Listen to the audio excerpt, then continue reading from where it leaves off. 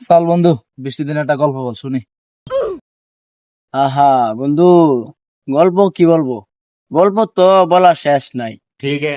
বহুত গল্প আছে, যেমন দেখ আগেকার দিনে আমাদের আমার দাদার সময় এই যে দেখতে পাচ্ছ নৌবাহিনী ক্যাম্প গুলো সব দিয়ে আমার দাদা ফ্রিতে করে দিছেন।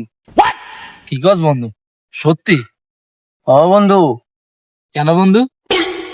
আগো তখন সরকার অত ধনী আছেন না, তখন সরকার ভিক্ষা করে খাইতো। अच्छा। কি কস বন্ধু, যে দেশের সরকার ভিক্ষা করে খাইতো ওই দেশে তোর দাদা তো ধনী ছিল কেমনে?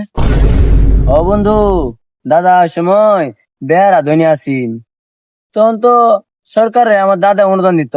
আর এখন আমি আর কি কয়াম, পিলি হয় না কেমন লাগে।